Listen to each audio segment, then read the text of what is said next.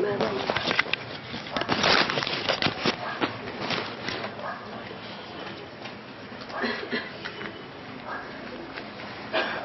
क्या प्रातः क्लास है? 13 जनवरी 1969। अभी रूहानी बच्चे ये तो जानते हैं कि नई दुनिया में सुख है और पुरानी दुनिया में दुख है। अर्थात नई दुनिया में दुख रिंचक मात्र नहीं हो सकता और पुरानी दुनिया में सुख शाश्वत नहीं हो सकता। नई दुनिया में शाश्वत सुख है और पुरानी दुनिया में शाश्वत दुख है। और दुख की बात में सभी प्रकार के दुख आ जाते हैं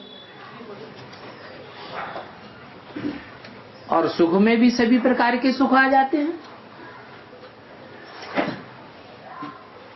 तो देखो, दुख की दुनिया में सुख का नाम निशान नहीं और सुख की दुनिया में दुख का नाम निशान नहीं। अर्थात जहां पाप है वहां पुण्य का नाम निशान नहीं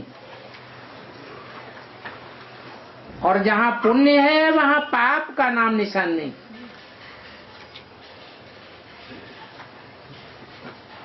अब बताओ, वो कौन सी जगह है जहां पाप का नाम निशान नहीं? वो है सतयुग। और जहां पुण्य का नाम निशान नहीं वो है कलयुग। ये तो जरूर बच्चों की बुद्धि में होगा कि अभी दुख का समय पूरा होता है और सतयुग के लिए तैयारी हो रही है।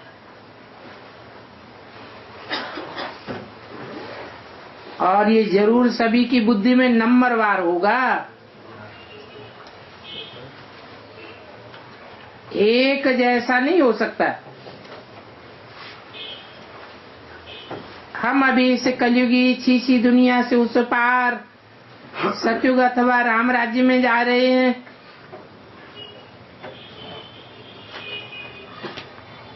कहाँ जा रहे हैं? सतयुग में अथवा राम राज्य में जा रहे हैं। सतयुग में राम राज्य होता है या कृष्ण नारायण का राज्य होता है? कृष्ण का नारायण का राज्य होता है।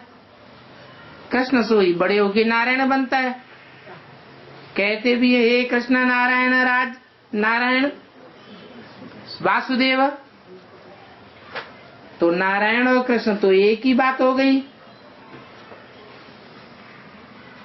तो सतयुग में राम राज्य कहें या कृष्ण नारायण का राज्य कहें? है? राम राज्य क्यों कह दिया सतयुग को?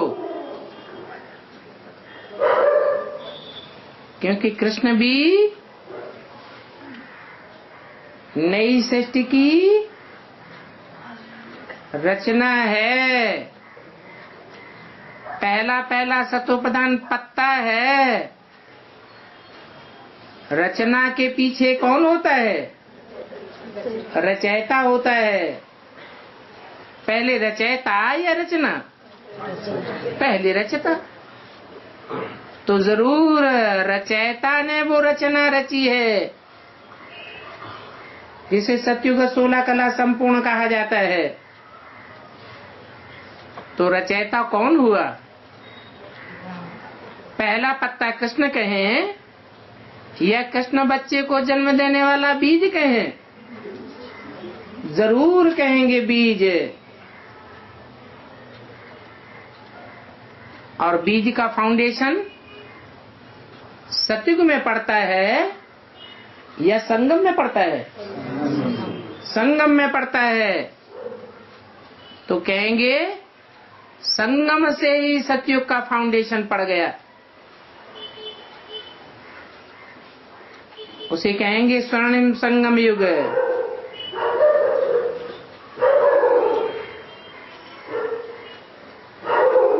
तो नई दुनिया और पुरानी दुनिया कहा जाता है। दोनों का संगम है पुरुषोत्तम संगम युग। ऐसे नहीं कहेंगे कि जो दुख देता है सो ही सुख देता है, अथवा जो सुख देता है वो ही दुख देता है।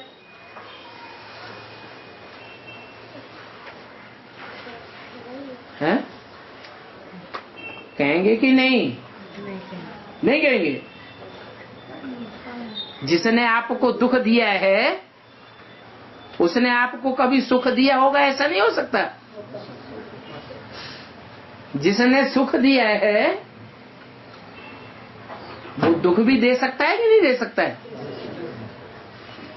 फिर ये बात कौन सी बोली कि ऐसे नहीं, जो सुख देता है वो ही दुख देता है। अगर ऐसा हो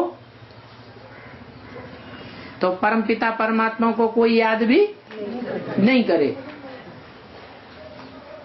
फिर तो प्रजापिता को ही याद करने लग पड़ेंगे,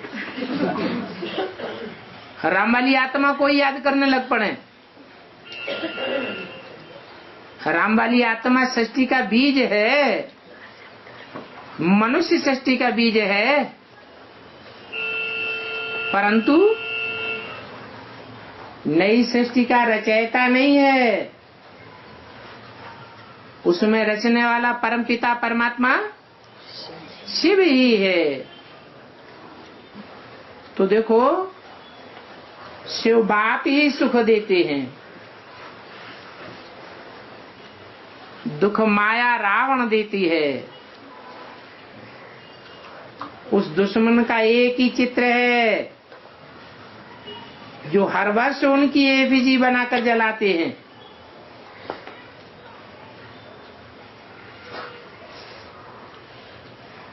उस चित्र में क्या खासियत है? राम के चित्र के मुकाबले उसको अनेक सिर हैं और राम को एक सिर देते हैं। एफजी दुख देने वाले का ही हमेशा बनाया जाता है। बच्चे जानते हैं जब उनका राज्य पूरा होता है तो वो रावण हमेशा के लिए खलास हो जाता है।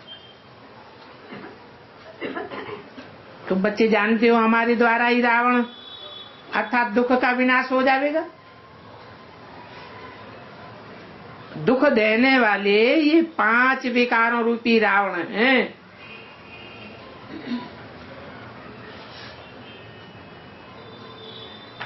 और ये 5 विकार आत्मा में होते हैं या शरीर में होते हैं? हैं?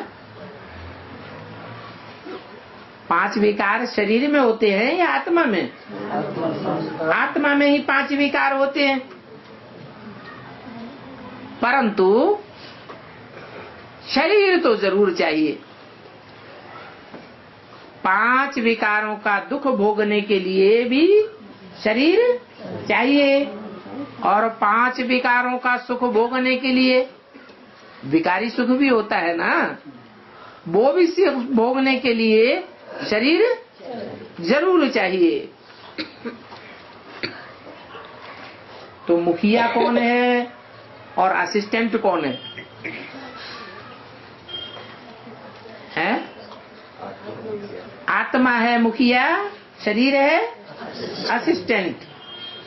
तो रावण हो गया मुखिया और मंदोदरी हो गई असिस्टेंट। इसलिए कहते हैं माया रावण। बच्चे जानते हैं अभी उन माया रावण का राज्य पूरा होता है तो फिर वो हमेशा के लिए खलास हो जाते। 2,500 साल के लिए न माया रहेगी और न रुलाने वाला रावण रहेगा। तुम बच्चे जानते हो कि हमारे द्वारा ही रावण अर्थात दुख का विनाश हो जाएगा। हमारे माने किसके? हमारे में एक तो आते नहीं है, एक आता है या कम से कम 2 आते हैं? कम से कम 2 चाहिए। तो वो मूल रूप में कम से कम 2 कौन हैं जिनके द्वारा कहें कि हमारे द्वारा ही रावण का अर्थात दुख का मूल रूप में विनाश हो जाएगा। है? अरे बाप दादा, बाप दादा, दादा को भी समझ लिया हैं?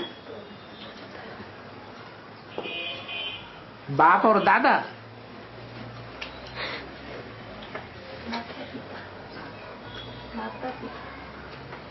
हाँ, दुख देने वाले ये 5 विकारों वाले रावण हैं। तुम यहाँ बैठते हो तो बुद्धि में ये याद रहे हम अपने बाबा के पास जावे।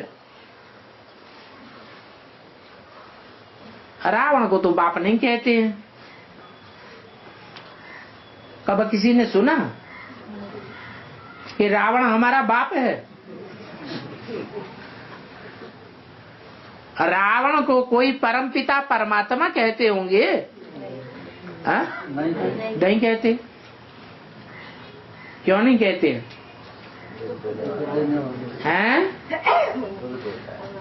क्योंकि जो भी रावण संप्रदाय हैं उनका भी परमपिता एक ही है, वही। और जो राम संप्रदाय हैं उनका तो है ही है।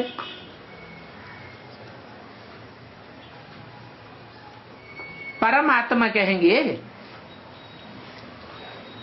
रावण को? नहीं कहेंगे। क्यों नहीं कहेंगे? राम ही रावण बनता है कि नहीं बनता है? बनता है बाबा। फिर कहेंगे क्यों नहीं परमात्मा? आत्माओं के बीच में परम पाटधारी। अरे दुख देने वाला है, लेकिन सबसे जास्ती दुख देने वाला कौन है? 500-700 करोड़ आत्माएं हैं, नंबरवार दुख देने वाली हैं कि एक जैसा दुख देने वाली है? तो कौन है? फिर ये तो ढेर सारी गिना दिए। काम क्रोध लोभ में भी अगर गिनाए तो काम विकार मुख्य है। और काम विकार का भी कोई बाप है या नहीं है? हैं? कौन है? देह अभिमान, उसका भी बाप है। तो मूल बात किसके ऊपर आ जाती है? देह अभिमानी के ऊपर आती है। तो देखो, रावण को परमपिता परमात्मा कभी नहीं कहेंगे। हाँ, इतनी छोटी बुद्धि है तो समझते हैं कि लंका में रावण था। ये कम अकल होने की बात है। अब तुम बच्चों को तो समझाया गया कि ये सारी दुनिया क्या है?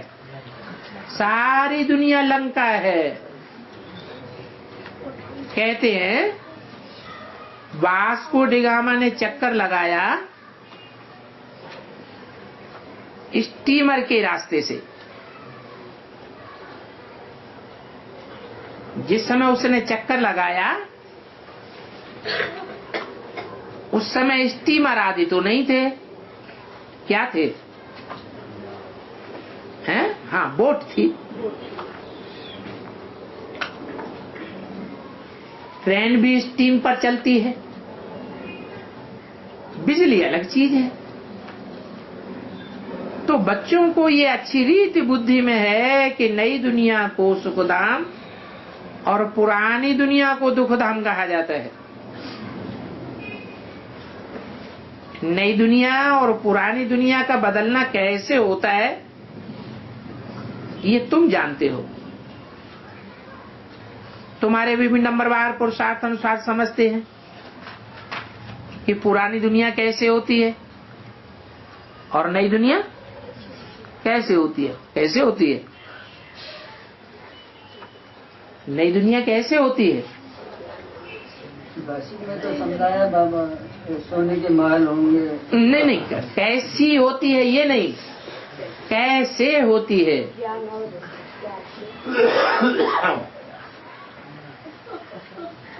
नेपाली में बताइए। वो तरीका क्या है ये पूछा। नई दुनिया बनने का तरीका क्या है, कैसे होगी, वो तरीका क्या होगा जो नई दुनिया बनेगी। हाँ, जो सदैव स्वस्थिति में टिकने वाला बाप है वो इस सृष्टि पर आकर के ऐसे में टिकता है, ऐसे में मुकर्रर रूप से प्रवेश करता है जो दुनिया का सबसे बड़ा देह अभिमानी बन जाता है। कौन? राम सो रावण बन जाता है। राम को देहवानी कहेंगे या रावण को देह अभिमानी कहेंगे? रावण को देह अभिमानी कहेंगे। देह अभिमानी बनता है तो क्या करने लग पड़ता है? अरे कहाँ परम पिता परमात्मा, देवभान का नाम निशान नहीं, सदैव स्वस्थिति में रहने वाला। 5000 वर्ष के ड्रामा में एक सेकंड भी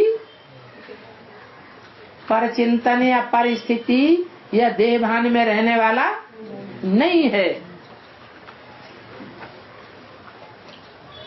उसका टाइटल जो सदैव स्वस्थिति में रहता है और वो धारण कर ले, जो दुनिया का बड़े से बड़ा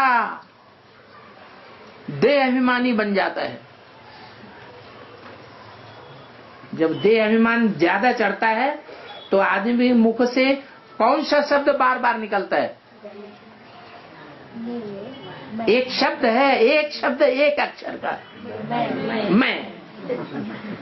बताओ शास्त्रों में वो कौन सा व्यक्तित्व है जो बहुत प्रसिद्ध है? प्रजापिता को कौन सा मुख दिखाया गया? बकरे का मुख दिखाया गया। बकरा क्या करता है? मैं। भगवान को भी गालियां देने लग पड़ा। प्रजापिता ने क्या किया? भगवान को भी गालियां देना शुरू कर दिया। माना इस दुनिया में भगवान कोई चीज नहीं होती, भगवान सिर्फ शिवो हम, मैं ही भगवान हूँ। जब ऐसी स्टेज में देवभान चढ़ जाता है और वो भी किस आत्मा में, जिसके द्वारा उस परमपिता परमात्मा ने नई दुनिया की रचना की थी, वो ही इतना देह अभिमानी बन जाता है। कैसे बन गया? क्या तरीका हुआ? नहीं, देह अभिमानियों के संग के रंग में आते आते ऐसा देह अभिमानी बन गया जो स्वयं को ही परमपिता परमात्मा समझ बैठा। नहीं तो रामायण में राम ही एक ऐसा व्यक्तित्व है जिसने कभी भी अपने को भगवान नहीं कहा। और महाभारत और श्रीमद् भागवत में कौन सा चरित्र है जिसने अपने को भगवान मान लिया? कृष्ण। ब्राह्मणों की संगमी की दुनिया में भी बड़े आराम से अपने को भगवान किसने मान लिया? गीता का भगवान कृष्ण वाली आत्मा। 20 प्रूफ मिलेंगे उनकी वाणी में कि उन्होंने अपने को भगवान बड़ी सहज रीति से स्वीकार कर लिया। और राम वाली आत्मा कोई प्रूफ नहीं मिलेगा, कोई एक्ट का प्रूफ नहीं मिलेगा, कोई वाचा का भी प्रूफ नहीं मिलेगा, कोई लिखत का भी कोई प्रूफ नहीं मिलेगा कि कोई ऐसी चिट्ठी किसी को लिखी हो जिसमें ये साबित होता हो कि राम वाली आत्मा ही भगवान है, मैं भगवान हूं। तो देखो कितना परिवर्तन आ जाता है दोनों ही पार्टधारी यज्ञ के आदिकाल के, और दोनों के पार्ट में कितना अंतर हो जाता है। तो देखो अभी तुम समझ गए हो कि पुरानी दुनिया कैसे स्थापन होती है और नई दुनिया कैसे स्थापन होती है। ये भी तुम जानते हो, जान गए कैसे स्थापन होती है। स्वस्थिति से नई दुनिया स्थापन होती है और परचिंतन से पुरानी दुनिया स्थापन होती है। लेकिन तुम्हारे में भी नंबरवार पुरुषार्थ अनुसार समझते हैं। जितना समझते हैं उतना ही स्वस्थिति में रहने का पुरुषार्थ भी करते हैं।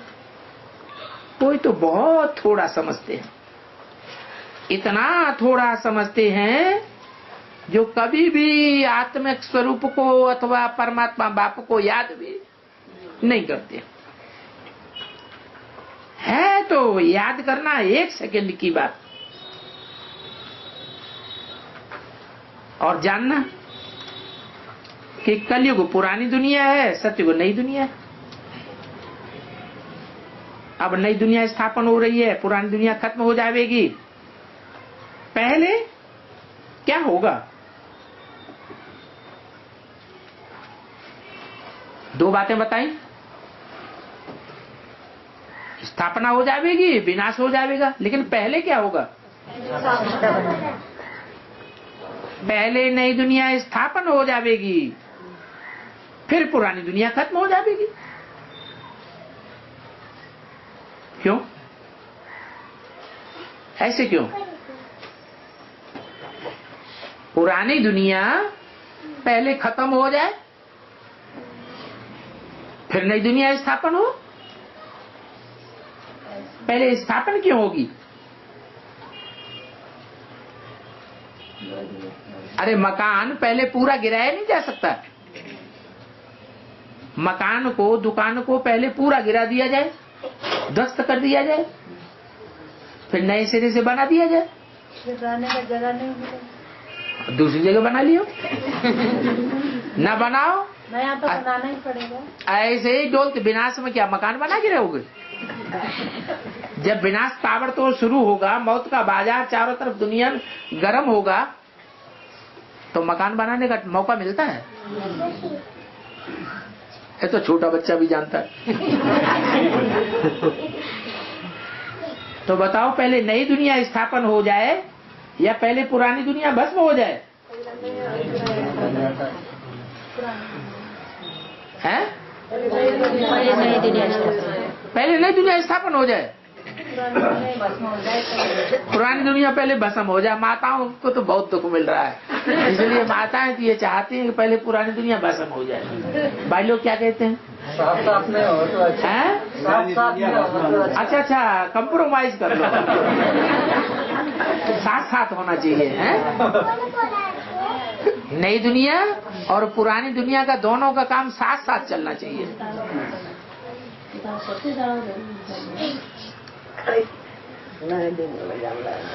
बेहद का बाप बेहद के बच्चों से बेहद की बातें करते हैं।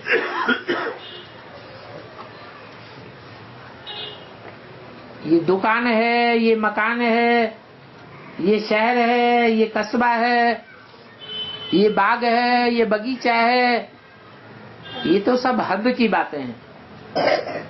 यहाँ सृष्टि रूपी मकान बेहद का है या हद का है? बेहद का है। और यहाँ आत्माओं का संगठन रूपी किला पहले बनेगा या स्थूल किला पहले बनेगा? आत्माओं का संगठन रूपी किला पहले तैयार होता है। और वो कोई स्थूल चीज है या सूक्ष्म चीज है? वो तो सूक्ष्म चीज है। जैसे दुनिया में भी स्थूल मकान बनाते हैं तो पहले मन के अंदर खाका आता है या कागज के ऊपर खींचते हैं या स्थूल में मॉडल बनाया जाता है? पहले मन के अंदर खाका आता है। तो मन के अंदर पहले स्थापना हुई या नहीं हुई? मन के अंदर स्थापना पहले हो गई। तो ऐसे ही बाप आते हैं हमारी मन बुद्धि रूपी आत्मा के अंदर नई दुनिया का खाका खींच देते हैं कि कैसे तुम नई दुनिया की स्थापना करो। कैसे करो? स्वस्थिति से। स्वस्थिति कैसे करें? स्वस्थिति बस बिंदी समझ के बैठ जाएं, खाना पीना बंद है। फिर अरे स्वस्थिति के लिए भी हमको कोई सैंपल चाहिए कि नहीं? सैंपल चाहिए कि नहीं जिसे देख करके हम बने हैं? चाहिए। तो जो स्वयं स्थिति में रहने वाली आत्मा परम पिता है वो स्वयं ही सृष्टि पर आकर के सैंपल बन करके दिखाता है। वो करणहार भी है और करावनहार भी है। तो मन बुद्धि के अंदर पहले ये स्थापना कराता है। मन बुद्धि की जब एकाग्रता हो जाएगी तो ये 5 तत्व भी बाद में जो दुनिया ध्वंस होगी देखने में आवेगी। ये जड़ दुनिया बाद में ध्वंस होगी या पहले ध्वंस होगी? पहले कौन सी दुनिया बनेगी? जो चैतन्य आत्माओं का संगठन है वो पहले तैयार होगा, उसके बाद पुरानी दुनिया का ध्वंस होगा। जो पुरानी दुनिया है वो जड़ तत्वों की बनी हुई है। जो जड़ तत्व हैं वो अपने को स्वयं परिवर्तन करेंगे या चैतन्य आत्माएं स्वयं को परिवर्तन करती हैं? चैतन्य आत्माएं स्वयं को परिवर्तन कर सकती हैं। उन चैतन्य आत्माओं में भी 84 लाख योनियों की आत्माएं हैं।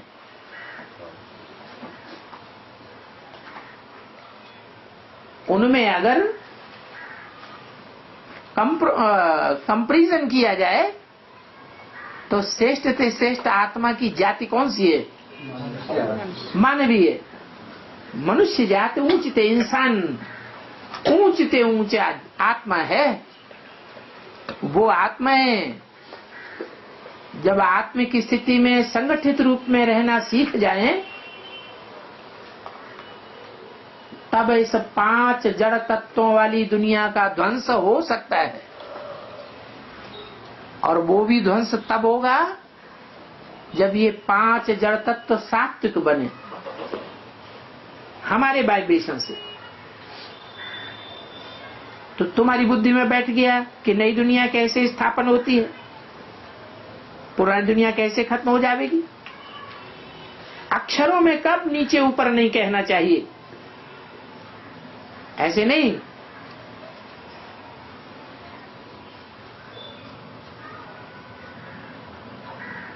कि ब्रह्मा द्वारा स्थापना, विष्णु द्वारा पालना, शंकर द्वारा विनाश। ये एक्यूरेट बोला या गलत बोला?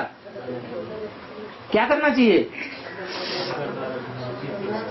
पहले ब्रह्मा द्वारा सत संकल्पों की स्थापना, शंकर द्वारा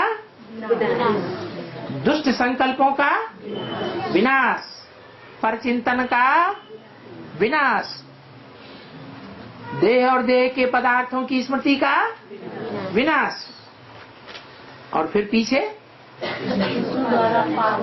विष्णु द्वारा पालना। पहले विनाश कहना रंग हो जाता है, पहले स्थापना फिर विनाश फिर पालना। तो ये बात एकदम समझाना पक्की कर दो। बहुत बच्चियां हैं जो तोते मिसल याद कर लेती हैं और रट के सुनाती है कि ब्रह्मा द्वारा स्थापना, विष्णु द्वारा पालना, शंकर द्वारा विनाश।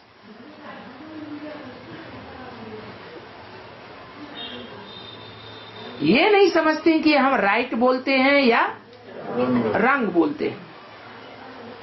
रंग को राइट करना यही तो समझ की बात है। क्या कहा? रंग को राइट करना यही समझ की बात है। तो दोनों तरह के ब्राह्मण अब मौजूद है। एक तो वो ब्राह्मण है जो बोलते तो हैं त्रिमूर्ति का चित्र समझाते समय क्या ब्रह्मा द्वारा स्थापना फिर शंकर द्वारा विनाश। कहाँ बोलते हैं? शंकर का तो नाम भी लेने से डरते हैं। कहाँ बोलते हैं शंकर द्वारा विनाश? बोलते हैं तो सीधा सीधा जल्दी जल्दी बोलते चले जाते।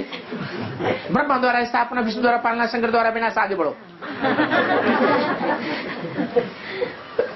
तो वो तो हो गए बेसमझ बच्चे। तुम समझदार बच्चों का ये काम है कि जो अनराइटियस बोलते हैं उनको राइटियस बनाना, रंग को राइट करना, यही समझ है। अक्षर अक्षर अर्थ सहित कहना चाहिए कि पहले ब्रह्मा द्वारा स्थापना, फिर शंकर द्वारा विनाश, फिर विष्णु द्वारा पालना। और ये विष्णु द्वारा पालना आधा कल्प तक चलती रहती है। ऐसे नहीं शंकर द्वारा विनाश आधा कल्प तक चलता रहता है।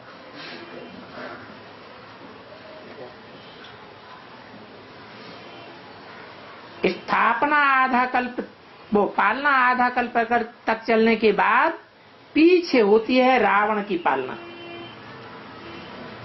वो कही जाती है झूठी और विकारी पालना। क्या वो पालना कैसी है?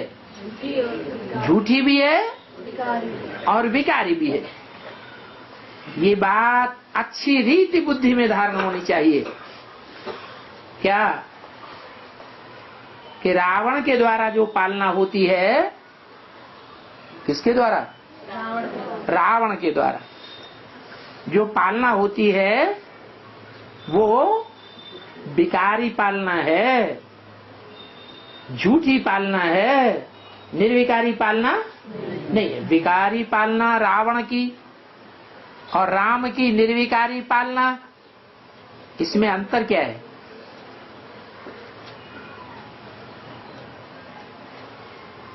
अरे कुछ अंतर है कि नहीं है? क्या अंतर है? हैं? अभी हो रही है कि नहीं हो रही है? कहीं फाउंडेशन पड़ रहा है या नहीं पड़ रहा है? तो उसमें अंतर का पता चल रहा है कि नहीं पड़ रहा है? कहाँ है रावण की झूठी विकारी पालना और कहाँ है राम की निर्विकारी और सच्ची पालना? और कैसे? ये बात बुद्धि में बैठनी चाहिए। अरे पुरुषोत्तम संगम युग है तो फिर प्रैक्टिकल में देखने में भी तो आनी चाहिए फाउंडेशन है या नहीं है। कैसे? विकारी और झूठी पालना कहाँ देखने में आती है? बीके में। दीदी दादियों तक ये कैसेट पहुंचेगी तब पता चलेगा। इधर तो सामने नहीं है ना वो वीडियो, पीछे से बोलने में बड़ा आराम है, आवाज तो नुद गई। बीके में कैसे? बाप को गुम कर दिया। बाप को गुम कर दिया? वो तो सतयुग में बाप होता है, सतयुग त्रेता में बाप होगा, वहां भी देवताओं ने गुम कर दिया, या कहो खुद ही गुम हो जाता है। हाँ तो होता ही नहीं, यहाँ होते। हाँ तो होता नहीं ना, तो अब वहां भी बेसिक में भी बाप नहीं है, चलो छोड़ दो। हाँ और आगे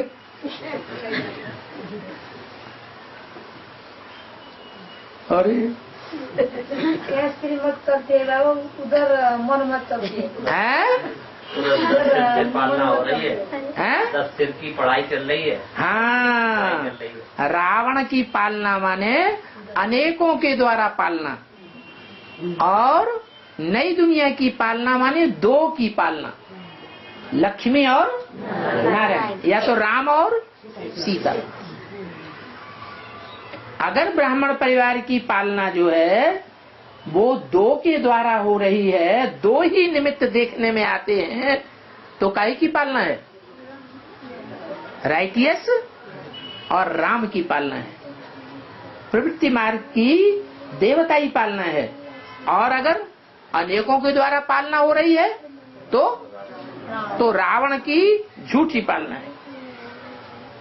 ये बात अच्छी रीति बुद्धि में धारण कर लो कि ब्राह्मण परिवार में कैसी पालना के नीचे हमें रहना है।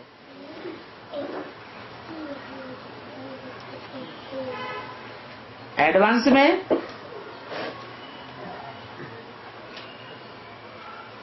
प्रवृत्ति मार्ग की पालना दिखाई देती है, दिखाई देती है। जगत पिता की पालना जगदम्बा के साथ है, हा? नहीं है। लो ये तो मुंह पे कह दिया नहीं है नहीं तो फिर कैसे कहते हैं? बताओ, बोलो। बित्ता? हाँ, माँ तो गुप्त में है, गुप्त में तो है। और जितने भी बच्चे हैं वो सब छाती ठोक के अंजाम भी ये करते हैं, उनसे लिखवा लिया जाता है। ना नहीं कर सकते क्या कि जगदम्बा नहीं है? जगदम्बा है तो अव्यक्त वाणी में बोल दिया, घूंघट में है। क्या अभी श्रृंगार हो रहा है, अभी मैदान में नहीं आई है। बाकी ऐसे तो नहीं है कि प्रिंसिपल नहीं होता है कॉलेज में, तो वाइस प्रिंसिपल काम नहीं करता है क्या? करता है। तो ऐसे ही अगर जगदम्बा नहीं है तो क्या फाउंडेशन नहीं पड़ेगा? काम रुक जाएगा? नहीं। फाउंडेशन डालने के लिए काशी मानुदी हुई है। इसलिए शास्त्रों में दिखाते हैं कि जो ब्रह्मा विष्णु शंकर से कनेक्टेड 3 देवियां हैं, उन 3 देवियों से भी जास्ती पवित्रता की पालना काशी नगरी में है। तो ये बातें अच्छी रीति बुद्धि में धारण करना चाहिए। ये तो तुम बच्चे जानते हो, बाप कब किसको दुख नहीं देते हैं। क्या कहा?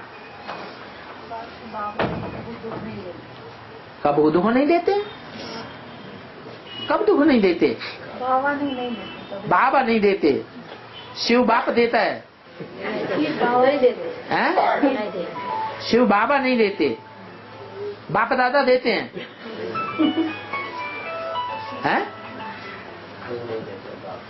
बाप दुख नहीं देते। बाप दुख नहीं देते हैं।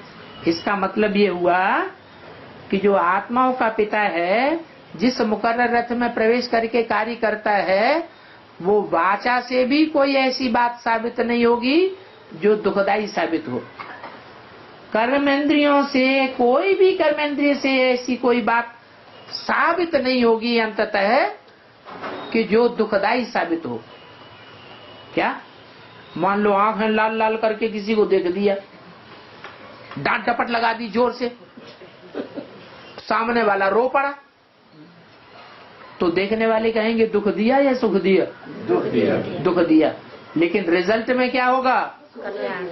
रिजल्ट उसका जो आखिरी निकलेगा वो यही निकलेगा कि ऐसा ही करना जरूरी था, अगर ऐसा नहीं करता बाप तो उल्टा हो सकता था।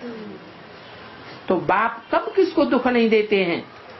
यहाँ तो तमो प्रधान मनुष्य बाप को भी दुखदाई कह देते हैं, कहते हैं तू ही सुख देता है, तू ही दुख देता है।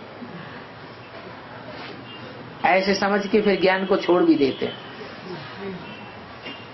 तमो प्रधान मनुष्य बाप को सर्वव्यापी कहने लग पड़ते हैं। जब एक को भूल गए तो फिर क्या करेंगे? दर दर धक्के खाएंगे कि नहीं खाएंगे? फिर धक्के खाने लग पड़ते हैं। सबसे थर्ड क्लास गाली तो ये है क्या कि बाप सर्वव्यापी है। ये थर्ड क्लास पॉइंट है। ये तो बच्चों को चलते फिरते बुद्धि में रहना चाहिए। क्या बुद्धि में रहना चाहिए कि बाप इस सृष्टि पर एक व्यापी होकर के प्रत्यक्ष होता है, एक व्यापी होकर आता है, सर्वव्यापी होकर कार्य नहीं करता। अगर सर्वव्यापी होकर के कार्य करे तो सबकी बुद्धि भटक जाएगी या एकाग्र हो जाएगी? भटक जाएगी। और 2500 वर्ष में बुद्धि भटक गई या किसी की बुद्धि एकाग्र हुई? सबकी बुद्धि भटक गई। झूठ बोलते हैं कि महात्मा बुद्ध पार निर्वाण गया, फलाना महात्मा पार निर्वाण गया। कोई प्रूफ है? नहीं है। कोई प्रूफ नहीं है। एक भी पार निर्वाण नहीं जाता। अगर पार निर्वाण जाने वाले होते तो उनके पीछे उनकी शिष्यों की मंडली भी गई होती। फिर दुनिया की आबादी कम होनी चाहिए या ज्यादा होनी चाहिए? कम हो जानी चाहिए। तो ये बात बुद्धि में रखना बहुत सहज है कि परमपिता परमात्मा एक व्यापी है, सर्वव्यापी नहीं हो सकता। ये अलग की बात है। क्या कि वो एक अलग में आता है। मुसलमान लोग भी कहते हैं उठकर अल्लाह को याद करो। किसको याद करो? अल्लाह को याद करो। अल्लाह माने अल्लाह माने ऊंचे ते ऊंचा। ऊंचे ते ऊंचा परमधाम की बात है या इस दुनिया की बात है? परमधाम की बात है। इस दुनिया की बात है। परमधाम में ऊंचे नीचे होते हैं? परमधाम में तो सब बिंदु बिंदु आत्मा, कोई ऊंच नहीं, कोई वहाँ पद मान मर्तबे होते ही नहीं।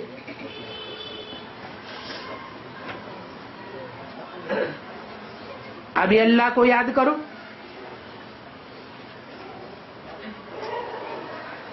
खुद भी सवेरे उठते हैं। कौन? मुसलमान लोग। वो कहते हैं अल्लाह व खुदा को याद करो। तुम कहेंगे बाप को याद करो। ऐसे तो बाबा अक्षर बहुत मीठा है। बाप अक्षर इतना मीठा नहीं है। क्यों? बाबा अक्षर मीठा क्यों है? अरे मिठास शरीर के द्वारा आता है, ये बिंदी आत्मा में मिठास आता है। शरीर के द्वारा संबंधों का मिठास और कड़ुआहट अनुभव होती है। अकेली बिंदी आत्मा से शरीर की वो जीव आत्मा की कड़ुआहट और मिठास साबित नहीं होता है। तो ये बाबा अक्षर बहुत मीठा है। अल्लाह कहने से वर्षा याद नहीं आवेगा। क्यों? क्यों नहीं याद आवेगा?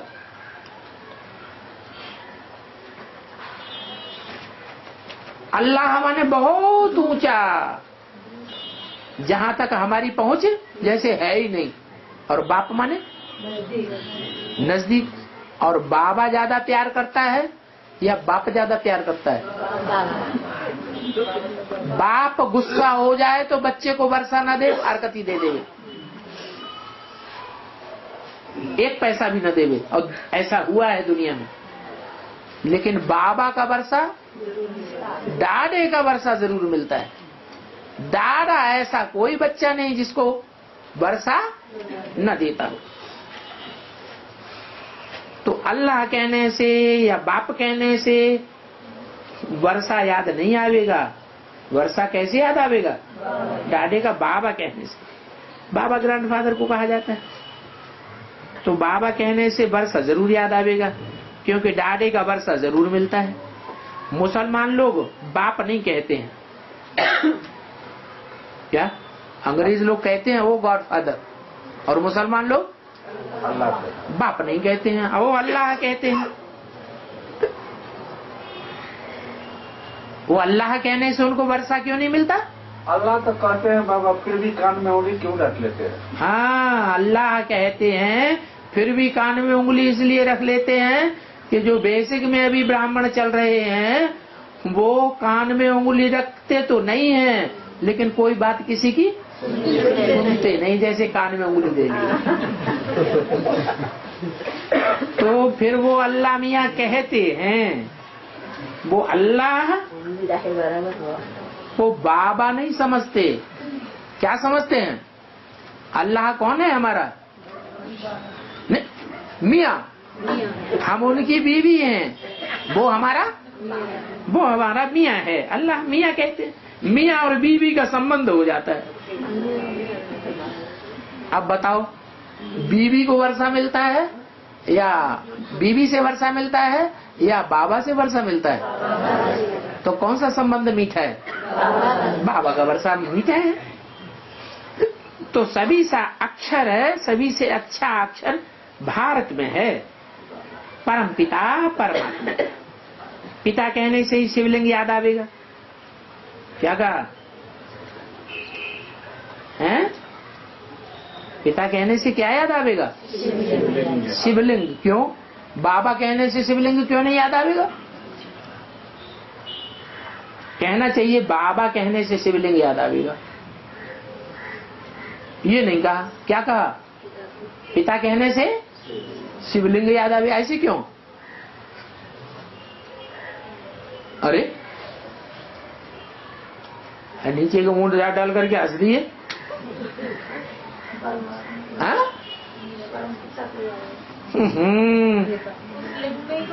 लिंग में से ही तो बच्चे की पैदाइश होती है। कोई प्राणी ऐसा है कि बिना लिंग के पैदाइश हो जाए बच्चे की? लिंग से ही पैदाइश होती है। और यहाँ तो लिंग बेहद की बात है। कैसे? वो लिंग जो है वो शरीरधारी की यादगार है, और उसमें जो बिंदु रखा जाता है वो हमारा बाप है। आत्माओं का बाप या शरीर का बाप? आत्माओं का बाप। और हमारा सबका बाबा है। जब हम देह में हैं तो हमारा क्या है? बाबा। हम ब्राह्मण है ना, ब्राह्मण देह में है या सिर्फ आत्मा है? देह में है, जीवात्मा है। तो वो हमारा, वो बिंदु हमारा बाबा है, और वो लिंग हमारा बाप है। बड़ा रूप किसका है? छोटा रूप किसका है? बाप का बड़ा रूप है, और बिंदु बाबा। जो शिव बाबा है वो है तो छोटा, लेकिन शरीर में प्रवेश किए हुए है, इसलिए हमारा बाबा। नहीं तो वास्तव में वो ही हमारा बाप है आत्मा का। कौन? ज्योति बिंदु। लेकिन बिना शरीर के दूसरे संबंध बनते नहीं है। यूरोपियन लोग गॉडफादर कहते हैं। क्या कहा? जो गॉडफादर कहते हैं वो क्या नाम देते हैं?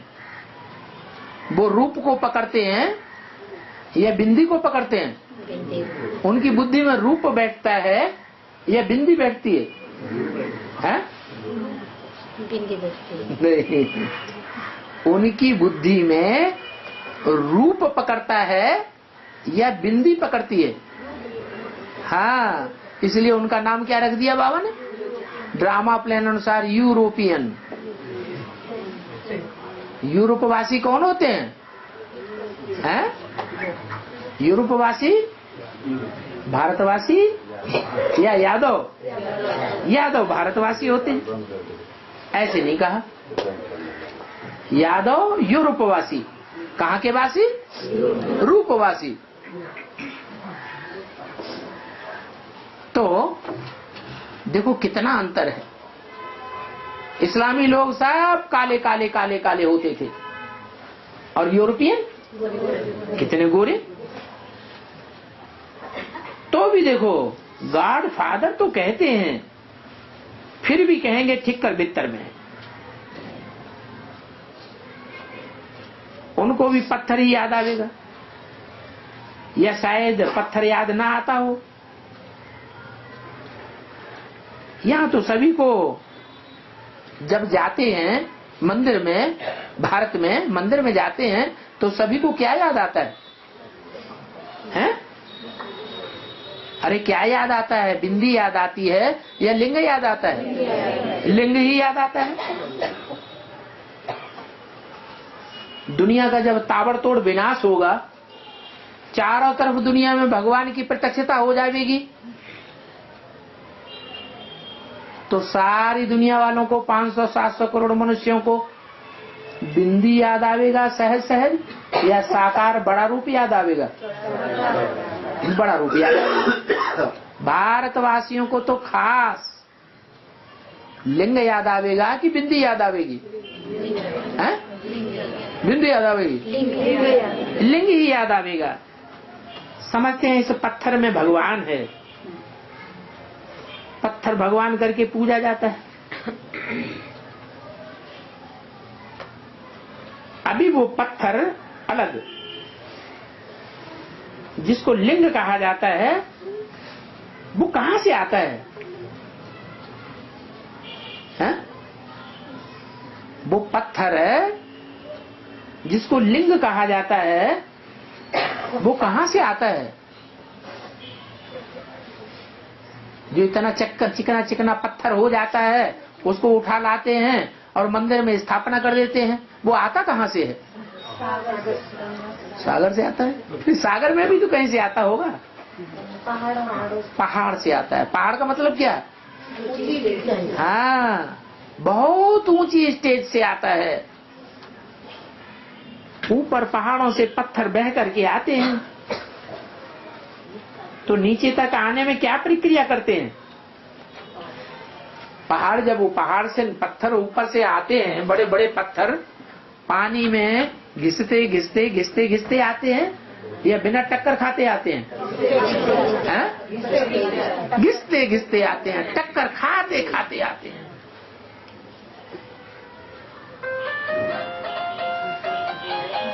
तो लिंग का पता तो चल गया, अभी हमारी बुद्धि में तो बैठ गया कि वो लिंग कौन है? हैं? प्रजापिता लिंग है, ऊंची स्टेज से आता है, तो उबड़ खाबड़ होता है या चिकना चुपड़ा होता है? हैं? चिकना होता है या उबड़ खाबड़ होता है? पत्थर उबड़ खाबड़ होता है। और जब टकराता है आपस में, अभी टकरा रहे हैं कि नहीं? शिवलिंग भी टकराता होगा और शालिग्राम बनने वाले पत्थर भी टकराते हैं। तो जो संस्कारों की टक्कर होती है, वो टक्कर खाते खाते खाते जब नीचे पहुंचता है, तो वो गोल गोल शिवलिंग बन जाता है। ऊपर पहाड़ों से पत्थर बहकर आते हैं, पानी में घिसते घिसते, कौन सा पानी है? ज्ञान जल में घिसते घिसते गोल हो जाता है।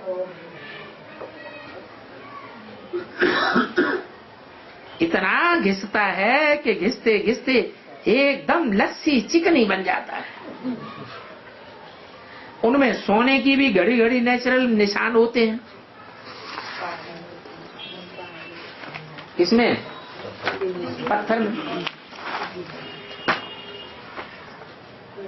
अभी तुम समझ गए हो कि भगवान कोई पत्थर नहीं होता है। क्या होता है? हैं? क्या होता है? चैतन्य होता है। तो जो चैतन्य होता है, वो भगवान जो पत्थर माना जाता है, वो पत्थर बुद्धि होता है या पत्थर होता है? पत्थर बुद्धि होता है। पत्थर बुद्धि। तो बहुत बढ़िया समझ में आ गई बात कि पत्थर बुद्धि होता है। पत्थर बुद्धि तो होता है, लेकिन कौन सी बात में पत्थर बुद्धि होता है? भगवान एक व्यापी है। भगवान एक व्यापी, इस बात में ये पत्थर बुद्धि की बात है। अरे सर्वव्यापी पत्थर बुद्धि की बात है कि एक व्यापी पत्थर बुद्धि की बात है। सर्वव्यापी होना पत्थर बुद्धि की बात है। ये तो 2500 वर्ष हम पत्थर बुद्धि बनते गए, एक व्यापी होना कैसे पत्थर बुद्धि हो गया? देवभान में आता है, देवभान में आना पत्थर बुद्धि। देवभान में आना पत्थर बुद्धि है। अच्छा तो फिर टकराता कैसे है? देवभान में आकर के संस्कारों से टकराता। आप लोगों से टकराहट शिवलिंग की ज्यादा होती है या शालिग्रामों की ज्यादा टकराहट होती है? बोलते हैं भाई, बताना। आप लोगों से ज्यादा शिवलिंग का जो पार्ट है उसकी टकराहट ज्यादा होती है संस्कारों की, या जो शालिग्राम बनने वाले हैं उनकी टकराहट ज्यादा होती है? ये तो भाई लोग तो दूसरी बात कह रहे हैं। इसका मतलब माताओं की भुइयाचारी रहती है, भाइयों की टकराहट होती है। हैं? ये क्या बात? जरूर कोई ऐसी बात है और वो सबको पता भी है, लेकिन बुद्धि में नहीं आती। कौन सी बात है? जिस बात के कारण सारी दुनिया उसे एक की दुश्मन बनती है। यज्ञ के आदि में भी इसी बात को लेकर के दुश्मन बने थे। इशारा भी दिया मुरली में, ये धोबी घाट आदि से चलता चला आया। इसी बात को लेकर के आदि में भी झगड़ा हुआ था। क्राइस्ट की भी पवित्रता की बात थी, जिस बात के आधार पर उसको सूली पर चढ़ाया गया। यज्ञ के आदि में भी यही पवित्रता की बात थी, जो लोगों की बुद्धि में सहज नहीं बैठती।